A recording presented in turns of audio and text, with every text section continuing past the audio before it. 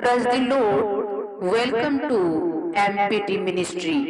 परमेश्वर की जीवित हुजूरी में हम आपका स्वागत करते हैं, अभिनंदन करते हैं और MPT मिनिस्ट्री की तरफ से प्रभु यीशु मसीह के पवित्र और मधुर नाम में आप सभी को जय मसीह की बोलते हैं।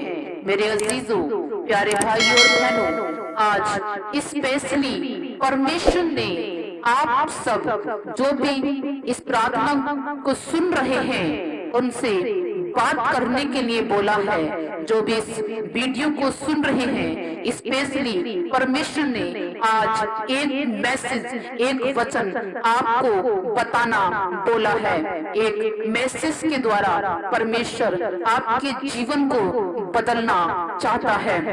मेरे अजीजों, यदि आप, मेरा परमेश्वर इस बात को कहता है कि यदि आप अपनी परेशानियों से, हताशा से, निराशा से टूट गए हैं, यदि आप कमजोर पड़ गए हैं, यदि आप निर्बल हो गए हैं, असमर्थ हो गए हैं, मेरा परमेश्वर आपसे बात करना चाहता है। जिससे परमेश्वर आपके बीच में बहुत जल्दी ही आपके बीच में उस वचन को पूरा करने जा रहा है। आमीन। मेरे भाइयों बहनों, यदि आप पिछले साल अपनी परिस्थितियों से हार गए हैं, टूट गए हैं, कमजोर पड़ गए हैं, यदि आपको लगता है कि अब मेरे बस की बात नहीं है, अब मेरे बस में नहीं रहा, अब नौकरी नहीं लग सकती, अब आशीष नहीं मिल सकती, अब सुख शांति नहीं मिल सकती, यदि आपको ऐसा लगता है मेरे नसीब में ऐशो आराम नहीं है, सुख चैन नहीं है, विश्राम नहीं है, यदि आपको लगता है मेरे नसीब में बच्चे नहीं हैं, मेरे नसीब में घर की आशीष नहीं है, मेरे नसीब में जीवन साथी का सुख नहीं है, मेरे नसीब में जीवन साथी नहीं है, यदि आपको लगता है कि अब कुछ नहीं हो सकता है, अब डॉक्टरों ने जवाब दे दिया है, अब तो डॉक्टरों ने मना कर दिया है, अब कुछ नहीं हो सकता है, तो मेरा परमेश्वर आपसे आज इस बात को कहता है, मेरा प्रभु जो आपके बीच में पूरा करने जा रहा है, वो आपसे इस बात को कहता है। स्पेशल जो इस प्रार्थना को सुन रहे हैं, इस बात का गवाह है कि किस ने मन फिराया और उसको बदले में क्या क्या मिला। पवित्र शास्त्र बाइबल में ऐसा लिखा है। बहुत सी ऐसी गवाही है जहां लोगों ने मन को फिराया है। उत्पत्ति की पुस्तक 39 अध्याय में इस प्रकार लिखा गया है कि यूसुफ सुंदर और रूपवान था और वह मिस्र में पोतीपर के घर में रहता था, जो मिस्र का एक राजा था। पोतीपर ने यूसुफ के हाथों में अपना पूरा कामकाज सौंप दिया, पूरे घर का उसे अधिकार दे दिया। और उसकी ये बात देखकर परमेश्वर ने पोतीपर को बहुत ही आशीषें दी, क्योंकि परमेश्वर यूसुफ के साथ था। लेकिन एक दिन पोतीपर की पत्नी जब यूसुफ से मिलने को आई और उसके मन में विचार करने को जागा, तो यूसुफ ने विचार करने से मना कर दिया, यानी कि उसने विचार से मन को फिरा लिया। पोतीपर की पत्नी ने उसे इस बात को देखकर कि उसने विचार करने से, मेरे पास आने से मना कर दिया, उसे जेल खाने में डलवा दिया। लेकिन उसके साथ परमेश्वर था और उसके इस मन फिराव के बदले में परमेश्वर ने उसे बहुत बड़ी आशीष दी। मेरे अजीजों, उसे जेल खाने में डाला तो गया, लेकिन परमेश्वर उसके साथ था और परमेश्वर में वो बना रहा। और परमेश्वर ने देखा कि यूसुफ ने व्यभिचार करने से मन फिरा लिया है। उसके इस मन फिराव को देखकर परमेश्वर ने जो बाचा यूसुफ से बांधी थी कि मैं तुझे पूरे मिस्र का राजा बना दूंगा, तो ऐसा ही किया। हालेलुया। प्रियो, यदि वो मन नहीं फिराता तो वो राजा की पत्नी के साथ विचार करता तो वो पूरी मिस्र का राजा बन पाता नहीं ना। लेकिन उसके मन फिराव ने उसे इतना बड़ा पद दिया कि वो मिस्र का प्रधानमंत्री बन गया। थोड़ी सी दिक्कत तो आई कि उसे जेल में डाला गया, लेकिन जब आप परमेश्वर के अकॉर्डिंग चलते हैं, परमेश्वर के चलाए चलते हैं, तब उसका रिवार्ड भी बहुत बड़ा मिलता है। आमीन। जिसे देखकर हर मनुष्य दांतों तले उंगली दबाता है। हालेलुया। कि ये कैसे हुआ और ये कब हुआ और ये क्यों हुआ। उसी प्रकार जब आप यहोशू की पुस्तक 2 अध्याय में पढ़ते हैं, तब वहाँ भी इसी प्रकार कुछ हुआ है। वहाँ भी ये लिखा गया है कि यहोशू ने अपने 2 भेदियों को यरीहो के नगर को भेजा और वहाँ वे तुरंत चले गए और उस नगर में राहाब वेश्या के घर में जाकर सो गए। तब यरीहो के राजा ने राहाब के पास आकर यूं कहला भेजा कि जो पुरुष तेरे पास यहाँ आए थे उन्हें बाहर ले आ। उस स्त्री ने, राहाब ने उन दोनों भेदियों को छुपाकर कहा, वो मेरे पास आए तो थे, परंतु मैं नहीं जानती कि कहाँ के थे और कहाँ गए।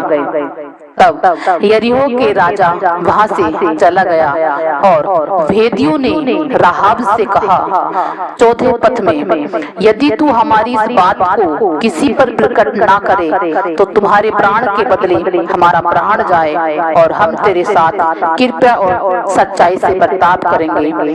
और बाइबल में ऐसा लिखा है, बाइबल ऐसा बताती है कि जब यहोशू के 6 अध्याय 23 पद में कि जब यहोशू ने यरीहो नगर को जीत लिया तो सबसे पहले राहाब के इस मनफराव के कारण उसके माता पिता, भाई बहनों और सबको जो उसके यहाँ रहते थे यरीहो से बाहर निकालकर अपनी छावनी में रखा और फिर यरीहो को आग लगाकर जला दिया और वहां पर अपनी तंबू गाड़ दिए। यानी कि पूरा गांव जला दिया गया है और राहाब को मनफिराव के कारण बचा लिया गया है। यानी कि उसने इस बात का अंगीकार किया कि ये परमेश्वर के लोग हैं, मैं इनको बचाऊंगी। उसने अपने राजा से बताया नहीं कि वो मेरे घर में है, वरन छुपाकर कहा मैं नहीं जानती वो कहाँ के थे, कहाँ से आए। उस राहाब वेश्या ने यहोशू के जो भेदिए थे उनकी बातों को माना कि परमेश्वर ने हमें यरीहो को दे दिया है और यरीहो की दीवार को उठाने का वायदा किया है। और उन्होंने राहाब से जैसे किया वैसा राहाब ने मान लिया, यानी कि अपने मन को बचा लिया, अपने मन को फिराकर अपने परिवार को बचा लिया। हालेलुया। मैं आपको बताना चाहती हूँ कि बचाया ही नहीं, बाइबल ऐसा बताती है कि बचाया ही नहीं, वरन जब तक धरती रहेगी तब तक राहाब का नाम रहेगा। क्योंकि बाइबल में ऐसा लिखा है कि राहाब से बोआज उत्पन्न हुआ और बोआज से बोएब उत्पन्न हुआ और बोएब से ईसे उत्पन्न हुआ और ईसे से दाऊद राजा उत्पन्न हुआ। और बाइबल इस प्रकार बताती है दाऊद राजा के वंश से यीशु मसीह उत्पन्न हुए। यानी कि जब तक बाइबल रहेगी तब तक राहाब का नाम रहेगा। आमीन। हालेलुया। इसी प्रकार जब नाओमी ने अपना मन फिराया, रूत की पुस्तक में लिखा है कि नाओमी बेथलेहम से मोआबियों को गई क्योंकि वहां पर अकाल पड़ा था। और जब वो मोआबी में जाकर रहने लगी तो उसका आदमी, उसके 2 पुत्र खत्म हो गए।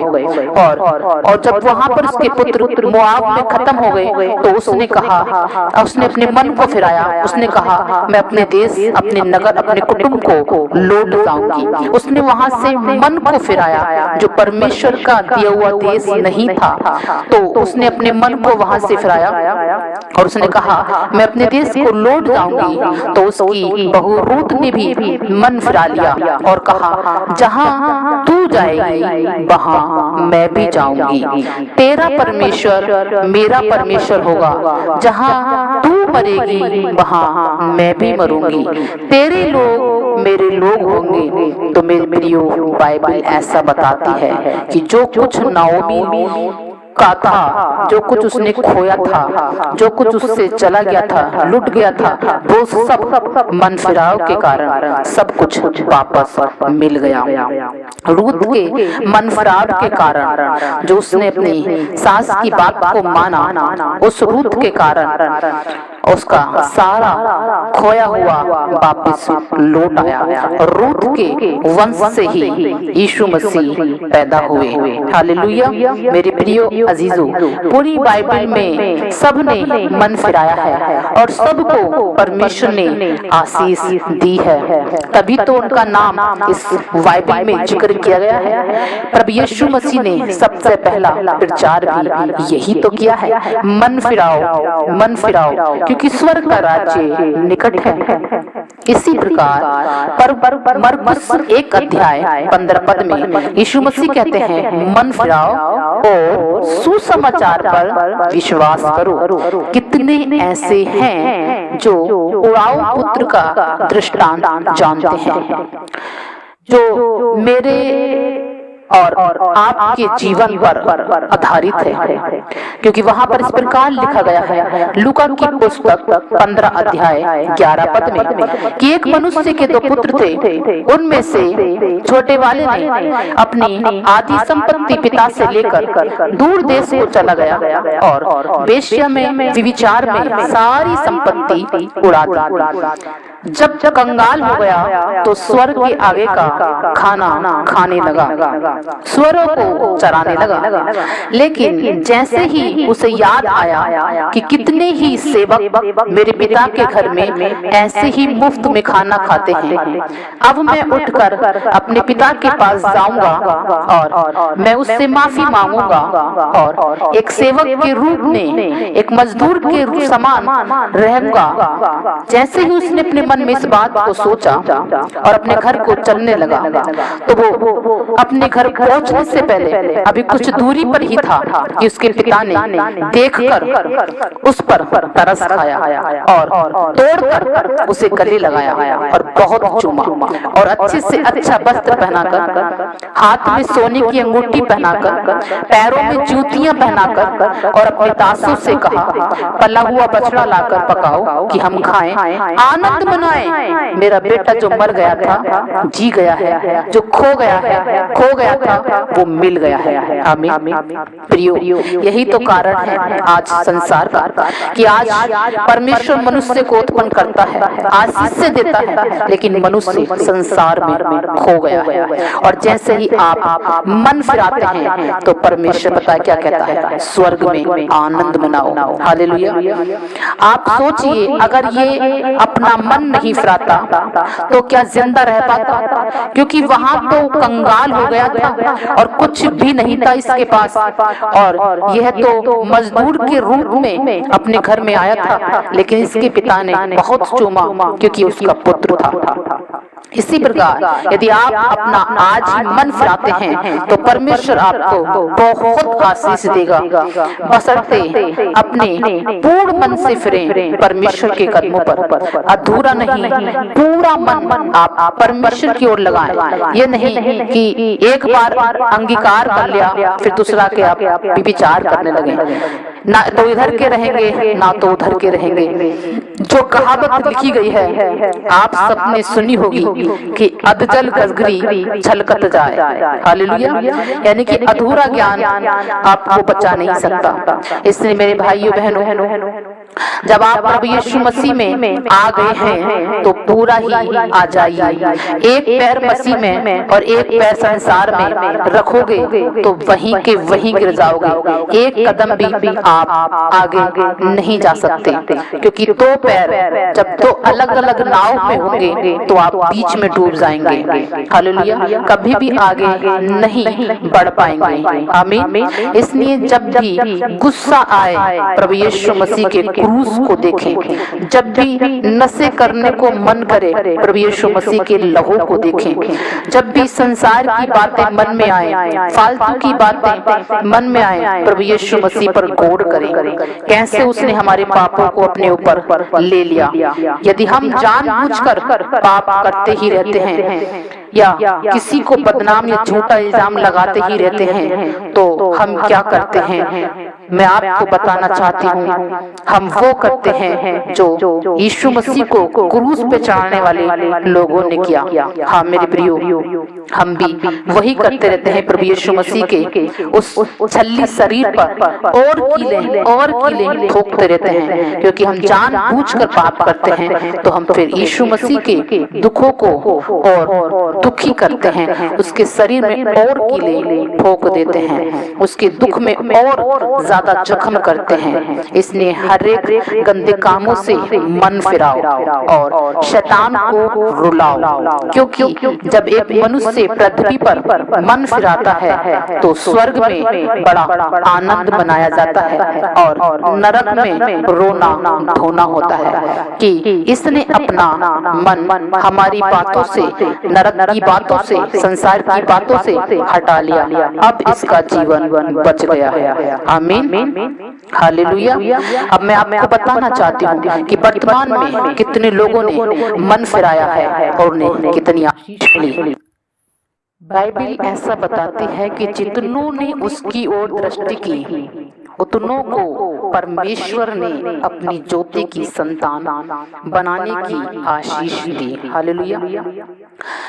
पूरी यूट्यूब में, फेसबुक में, टेलीग्राम में, न जाने कितनी मीडिया में गवाहियों के ढेर लगे हुए हैं और गवाहियां इस बात का प्रमाण है कि उन्होंने मन को फिराया और उन्हें कैसे परमेश्वर ने आशीषित किया। वर्तमान समय में जितने पासवान हैं सब ने अपने अपने मन को फिराया है। हालेलुया। उन सब से मैं आपको मिलाती हूँ। सबसे पहले डॉक्टर पॉल दिनाकर, आप सब जानते हैं कि उन्होंने भी अपने मन को फिराया है। डॉक्टर सतीश हैं, उन्होंने भी अपने मन को फिराया है। अपोस्टल अंकुर नूरुल्ला हैं, उन्होंने भी अपने मन को फिराया है। जितने भी यूट्यूब पर हैं, इस यूट्यूब पर प्रभु यीशु मसीह का प्रचार कर रहे हैं, मेरे अजीजों में आपको बताना चाहती हूँ सब ने अपना मन फिराया है, क्योंकि बिना मन फिराए कुछ भी नहीं हो सकता। दिल्ली में अंकित संजावन है, आप उनकी गवाही सुन के देखिए। अरुल थॉमस है, आप उनकी गवाही सुन। पास्टर सलीम खान हैं, आप उनकी गवाही को सुनिए। सूरज प्रमाणी हैं, आप उनकी गवाहियों को सुनिए। न जाने कितने करोड़ व्यक्ति हैं, आप खुद गवाही सुन सकते हैं। ऐसा कोई भी नहीं है जिसने मन को फिराया हो और उसे आशीष नहीं मिली हो। हालेलुया। प्रियो, मन का फिराना क्या है?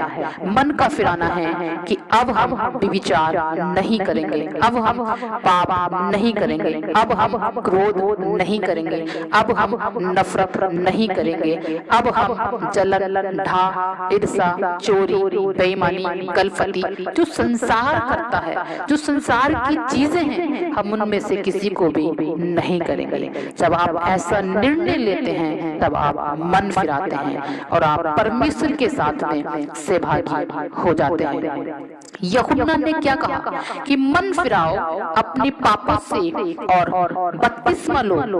और प्रेरित पौलुस ने क्या कहा, पतरस ने क्या कहा कि यदि तुम अपने पापों से मन फिराते हो तो वह तुम्हें पवित्र आत्मा का बपतिस्मा देगा।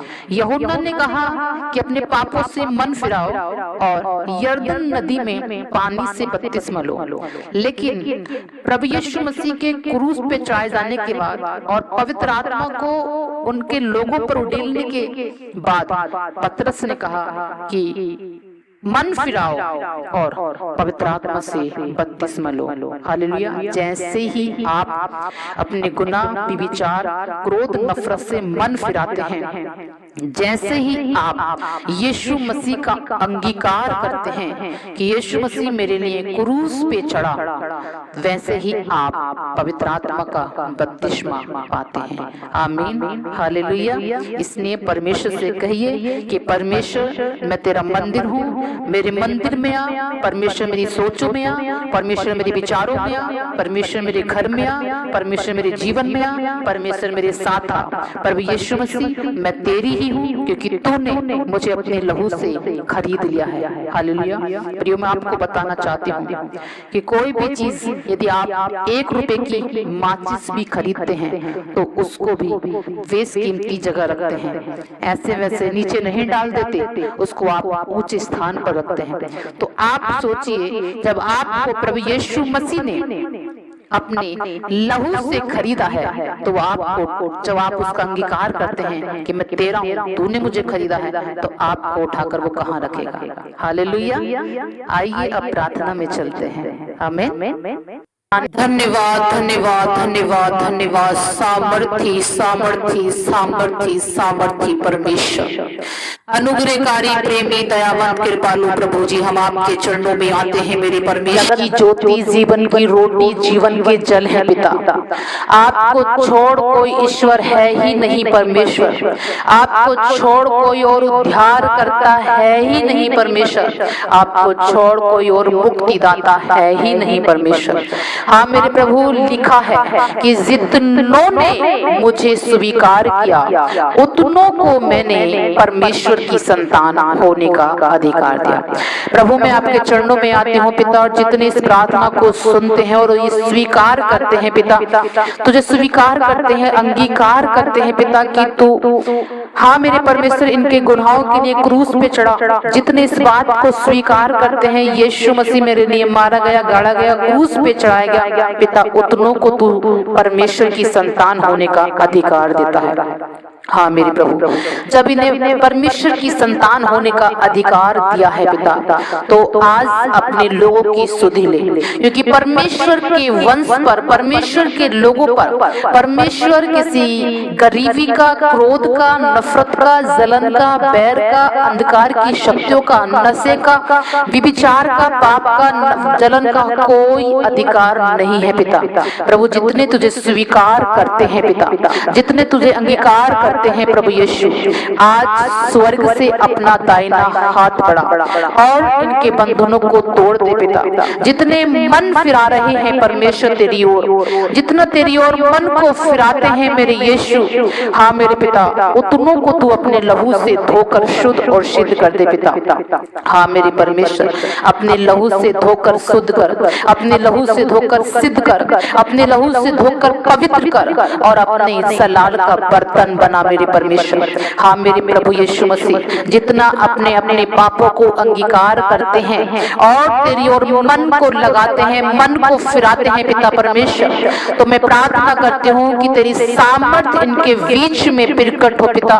पवित्र आत्मा इनके हृदय को बदल दे प्रभु यीशु मसीह नासरी के नाम में। हे मेरे जीवित परमेश्वर, तू लाइट है, तू ज्योति है, तू अग्नि है पिता, और अपनी अग्नि इनके जीवन में प्रकट कर परमेश्वर। हाँ मेरे प्रभु, अपनी ज्योति, अपनी लाइट को इनके मन में प्रकट कर, इनके विचारों में प्रकट कर, इनकी सोचों में प्रकट कर प्रभु यीशु मसीह, और रोशन कर इनके जहान को मेरे परमेश्वर। अपनी लाइट को इनकी आंखों में, इनके कानों में, इनके होठ, इनकी जुबान में पिता प्रकट कर मेरे परमेश्वर, क्योंकि तू लाइट है मेरे प्रभु। हाँ मेरे परमेश्वर, तेरा वचन कहता है मैं जगत की ज्योति हूँ। हाँ मेरे परमेश्वर, तू ज्योति है और ज्योति चमकती है मेरे प्रभु। ज्योति में कोई अंधकार नहीं होता पिता।